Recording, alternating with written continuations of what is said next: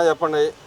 ఈ TDP government ఉమ్మడి government వచ్చిన తర్వాత ఇన్ని రోజులు కేసులు పెట్టలేదు. ఎవరైతే అక్రమ అరెస్టులు చేశారు కానీ గతంలో చేశారు, ఇప్పుడు చేయట్లేదు. ఆ అరెస్టులు సక్రమంగా ఉన్న అరెస్టులు ఎందుకు చేయట్లేదని గొడవ పెడతా ఉన్నారు. ఇప్పుడు రీసెంట్గా గత వారం 10 రోజుల నుంచి ఒక్కొక్క గతంలో చేసిన తప్పుల మీద టీడీపీ పార్టీ కేసులు పెడతాను. దాన్ని ఎలా చూస్తారు? తెలుగుదేశం పార్టీ కూటమి ప్రభుత్వం వచ్చిన తర్వాత 10-11 నెలలు అవుతుందండి. సోషల్ మీడియా కేసులు పెట్టారు. కొంతమంది విచ్చలవిడిగా మాట్లాడి అసభ్యంగా మాట్లాడిన వాళ్ళు, జుగుప్సాకరంగా మాట్లాడిన వాళ్ళ మీద కేసులు పెట్టారు. లోన్ వేశారు. పోసాన్ని కానీ, బోరగడ్డ నీళ్ళు కానీ ఇలాగా. కాకపోతే ఇప్పుడు వంతు ఏంటంటే పెద్ద తలకాయలు అయ్యింది. ఈ పెద్ద తలకాయలు లోన్ వేయాలంటే కట్టుదిట్టమైన సమాచారం ఉండాలి. దానికి తగ్గ సాక్ష్యాలు, ఆధారాలు ఉండాలి. అన్నీ పట్టుకుంటే కానీ వీళ్ళని లోన్ వేయడానికి కుదరదు. కాబట్టి కొద్దిగా లేట్ అయ్యింది. ఇప్పుడు నిన్న ఇవాళ పిఎస్ఆర్ ఆంజనేయులు గారిని తీసుకొచ్చారు. అతను నటి జత్వాని కేసులో చూశారుగా, 3 ఐపీఎస్లు మామూలుగా చేశారు. అసలు వాళ్ళు ప్రైవేట్ పంచాయతీలు వేరే స్టేట్ వెళ్ళి ఆ అమ్మాయిని ఫ్లైట్లో తీసుకొచ్చి ఇక్కడ ప్రైవేట్ పంచాయతీలు చేసి ఆ అమ్మాయిని నానా రకాల శారీరకంగా ఇబ్బందులు పెట్టి అరెస్టులు చేసి ఆ అమ్మాయి మీద ఎదురు కేసులు పెట్టి చిత్రహింసలు పెట్టారు. అంటే దీంట్లో ఫోర్జరీ డాక్యుమెంట్లు కూడా తయారు ఇప్పించాడని చెప్పి ప్రధాన ఆరోపణ ఉంది ఆయన మీద, పిఎస్ఆర్ ఆంజనేయుల మీద. తన కింద సబార్డినేట్లు అందరూ అదే విషయం చెప్పారు కదా. అప్పుడు బాస్ ఇతనే కదండి, బాస్ ఇతనే కాబట్టి పోలీస్ బాసు ఇక జగన్మోహన్ రెడ్డి చెప్పినట్టు ఇతను ఇష్టారాజ్యంగా చేశాడు. అంటే ఇక్కడ జగన్మోహన్ రెడ్డి గారు వెనకాల ఉన్నారంటారు ఈ కేసులో. జగన్మోహన్ రెడ్డి లేకుండా ఇవన్నీ ఇతనికి ఏం అవసరం అండి చేస్తానికి? జగన్మోహన్ రెడ్డి చెప్పిందల్లా చేశాడు. ఇవాళ రోజు తెలుగుదేశం వాళ్ళని ఎలాగ అరెస్ట్ చేయాలి, అప్పట్లో ఎలా కేసులు పెట్టాలి, ఎలాగ లోన్ వేయాలి కూడా అతని డైరెక్షన్ మీదే నడిచింది. పిఎస్ఆర్ ఆంజనేయుల డైరెక్షన్ మీదే, జగన్మోహన్ రెడ్డి ఆదేశాలతో.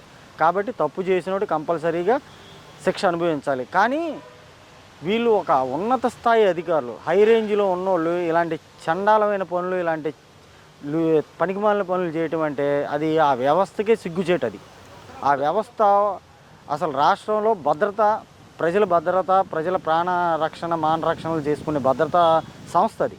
అట్లాంటి సంస్థలో ఉన్న అధికారులు ఇలాంటి చిల్లర పనులు చేస్తాం వల్ల ఆ సంస్థకి చెడ్డ పేరు వస్తుంది. కాబట్టి అంటే ఆయన అంటున్నాడుగా, నన్ను అరెస్ట్ చేస్తాను, నా తెలుసు, 10 రోజుల ముందే తెలుసు అని చెప్పి అంటున్నాడు. మరి అరెస్ట్ చేస్తాను భయం ఉన్నప్పుడు మరి ఇన్ని రోజులు ఎందుకు దాక్కోవాలి? వచ్చి సరెండర్ అవ్వచ్చు కదా, ఎందుకని అక్కడ ఉండే అరెస్ట్ చేసే దాకుండా? తప్పు చిన్న చిత్తగా తప్పులు కాదు కదండి చేసింది. జగన్మోహన్ రెడ్డి అధికారాన్ని అడ్డబెట్టుకొని ఇష్టారాజ్యంగా చేశారు తప్పులు. ఆ తప్పులకి భయపడి వీళ్ళు అధికారం మారిపోయింది, కూటమి ప్రభుత్వం వచ్చింది, వీళ్ళకి తాట తీస్తారని అర్థమైపోయింది, వదలరని. కాబట్టి ఏంటంటే ఇక పారిపోవడానికి ప్రయత్నించారు కానీ ఎలాగోలా దొరికారు. ఇప్పుడు శిక్ష అనుభవిస్తానికి రెడీగా ఉన్నారు. కాకపోతే వీళ్ళని చూసైనా సరే మిగతా ఉన్నతాధికారులు కానీ కొద్దిగా వాళ్ళ పరిధిలో ఉండి ప్రజల కోసం పనిచేయండి. కానీ ఇలాంటి మా అధికారం కోసం, అధికార పార్టీ చెప్పిన దానికోసం చేసుకుంటూ పోతే ఇదిగో ఇలాగే గతి పట్టింది.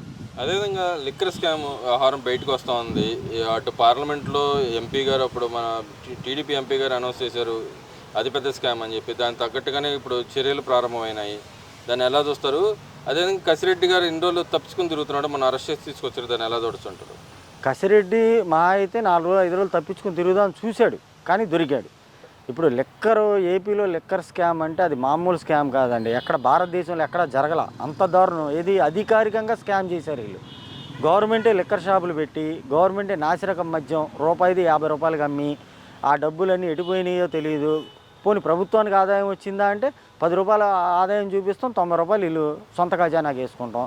అది మరి దారుణంగా. దాంట్లో ఏంటంటే ఒక ప్రీ ప్లాన్డ్ అవినీతి అన్నమాట ఇదంతా. ఈ అవినీతి ఎలాగ ఉందంటే బెల్టులు ఉన్నాయి మొత్తం, రెడ్లే అందరూ, వీళ్ళ చుట్టం వీళ్ళ చుట్టం మొత్తం బెల్ట్ అనమాట. ఈ బెల్ట్కి సూత్రధారి ఎవరు అని అంటే జగన్మోహన్ రెడ్డి. పాతదారులు వీళ్ళందరూ పనిచేశారు, మొత్తం చేపించింది జగన్మోహన్ రెడ్డి. వీళ్ళందరూ కూపి బయటికి లాగితే అసలు బిగ్ బాస్ అనేవాడు బయటకు వస్తాడు. అంటే బిగ్ బాస్ ఎవరంటారు? Jaganmohan Reddy big boss.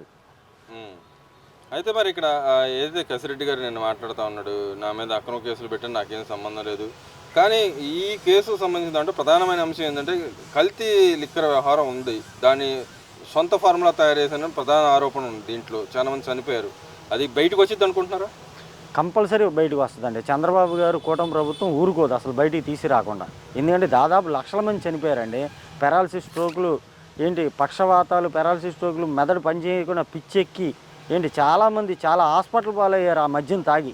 ఆ మద్యం వల్ల అసలు రాష్ట్రానికి వచ్చిన ఆదాయం లేకపోగా రాష్ట్ర ప్రజలకు అనారోగ్యాలను తెచ్చిపెట్టింది. దాని ద్వారా ఇలా జేబులు నింపుకున్నారు మొత్తం. అదే విధంగా చూసుకుంటే ఏదైతే జగన్మోహన్ రెడ్డి గారి గతంలో ఆయన అనంతపురం పర్యటనలో మాకు వాడికి సెక్యూరిటీ ఇవ్వలేదని చెప్పి వాళ్ళ నాయకులు ఆరోపించారు. కానీ అక్కడ చూస్తే తీరా వాళ్ళ ఎవరైతే కార్యకర్తల అత్యుత్సాహం మూలనే అటు పక్క ఏవియేషన్ సంబంధించిన హెలికాప్టర్ డ్యామేజ్ అవ్వటం కానీ మిగతా రిపోర్టులు బయటకు వచ్చింది. దాన్ని ఎలా చూస్తారు? ఇప్పుడు మాజీ ముఖ్యమంత్రి అండి అతను, ఇప్పుడు వచ్చి పులివెందుల ఎమ్మెల్యే. ఇంతకుముందు ముఖ్యమంత్రి చేశాడు కాబట్టి ఏ నియోజకవర్గం అన్నా ఏ జిల్లా అన్నా మీటింగ్లు పెట్టుకోవచ్చు, కార్యక్రమాలు చేయొచ్చు. కానీ దానికి ఒక లిమిటు, దానికి ఒక ప్రోటోకాల్ వ్యవహారం, వాళ్ళ పార్టీ కార్యకర్తలకు ఎలా రావాలి, ఇది ఎలా ఎంతమంది రావాలి ఏంటనేది చూసుకొని ఆ వచ్చిన వాళ్ళు ఎలా పెట్టాలి అనేది ఆ పార్టీ చూసుకోవాలి. కానీ ఇక్కడ జరిగింది ఏంటి, ఆ రోజు ఒక మేకల మంద అనమాట. ఇక ఎలా ఉందంటే అది ఇక మీద పడిపోయారు, వెళ్ళిపోయి పోలీసు వాళ్ళని ఎంతమందిని చూస్తారండి, వేల మీద వచ్చి పడిపోతే వాళ్ళు కార్యకర్తలు. అది ఆ పార్టీ అధినేత చూసుకోవాలి. వచ్చారు, వచ్చి పడిపోయారు, హెలికాప్టర్ డ్యామేజ్ అయింది. అసలు ఈ డిపార్ట్మెంట్ ఇతనికి హెలికాప్టర్ కూడా ఇవ్వకూడదు అసలు వాస్తవంగా అయితే. అంటే వాళ్ళు కూడా అంటున్నారు, ఎవరైతే ఏవియేషన్ సంస్థలు నోటీస్ ఇస్తే వాళ్ళు అంటున్నారు మేము ఎవరికి ఇచ్చే పరిస్థితులు లేవు, ఇంక ఎవరికి ఇవ్వము, జగన్మోహన్ రెడ్డికి అయితే అసలు అని చెప్పి అంటున్నారు. ఎందుకని అంటారు అసలు? ఇదిగో అసలు బాధ్యతారాహిత్యమైన చర్య అండి అది. ఒక మాజీ ముఖ్యమంత్రి అయి ఉండి అలాంటి పనులు చేయకూడదు. అదేంటి, ఇది చేసి కూటమి ప్రభుత్వం మీద నెట్టేద్దామని చూశాడు. అధికారులు మొత్తం వివరాలన్నీ తెలుసుకుని బయట పెట్టేటోడికి తాటిపండు మీద ఎలకబడినట్టు అలా పడింది అది. అదేవిధంగా విజయసాయిరెడ్డి గారు చూస్తూ ఉంటే ఏదైతే కసిరెడ్డి గారి మీద ఆరోపణలు చేస్తూ వస్తున్నాడు, దాని తగ్గట్టుగానే ఒక్కొక్కటి బయటికి లాగుతూ ఉన్నారు. అది ఎంత మాత్రం నిజం అంటారు? వీళ్ళందరూ దొంగలేనండి. నేను దొంగ అంటే నువ్వు దొంగ, నువ్వు దొంగ అంటే నేను దొంగ అని దొంగల మీద నువ్వు చెప్పుకుంటున్నారు తప్పితే వీళ్ళందరూ ఈ ముఠా అంతా దొంగల ముఠానే. దాంట్లో విజయసాయిరెడ్డి ఈ ఒక్క దాంట్లో ఏంటి, మొత్తం ఇంతకుముందు జగన్మోహన్ రెడ్డి ఉన్న కేసులు అన్నింటిలో ఏటూనే విజయసాయిరెడ్డి. ఇప్పుడు కొత్తగా ఈ 5 సంవత్సరాల్లో ప్రతి దాంట్లో ఉన్నాడు. భూముల వ్యవహారం కానీ, లిక్కర్ కానీ, ఏదైనా కానీ అన్నిట్లో ఉన్నాడు. అంటే అప్రూవర్గా మరి ఏమన్నా జగన్మోహన్ రెడ్డి అరెస్ట్ చేసే వ్యవహారంలో ఏమన్నా కీలక పాత్ర వహిస్తారు ఆయన? అప్రూవల్గా మారాడు అనిపిస్తుంది ఇతను ప్రవర్తన చూస్తుంటే. కానీ శిక్ష తగ్గిద్దేమో కానీ మొత్తానికి పెద్ద తలకాయలన్నీ రావాలండి. వీళ్ళు కాదు, జగన్మోహన్ రెడ్డి దగ్గర నుంచి మొత్తం రావాలి బయటికి. వస్తేనే చూడాలి కేసులు కదా ఇవి. ఇంతకుముందు జగన్మోహన్ రెడ్డి ఏముంది 10 సంవత్సరాల నుంచి బెయిల్కి కూడా వెళ్లకుండా, అదే వాయిదాకు కూడా వెళ్లకుండా ఉన్నాడు. అలాగే మరి ఇది కూడా కొద్దిగా కేంద్ర ప్రభుత్వం కూడా దీనిలో జోక్యం చేసుకొని కొద్దిగా తొందరగా ఈ కేసులన్నీ ముగించి తప్పు చేసిన వారికి శిక్ష పడేటట్టు కేంద్రం కూడా చొరవ తీసుకోవాలి. ఒక రాష్ట్ర ప్రభుత్వం మీదనే వదిలేయకూడదు ఇది. అదేవిధంగా ఇక్కడ విజయవాడకు సంబంధించి ఇద్దరు మాజీ ఎంపీ, ప్రజెంట్ ఎంపీ గారి మీద ఒకళ్ళ మీద ఒకళ్ళు ఆరోపణలు చేసుకోవడానికి ఎలా చూస్తారంటారు?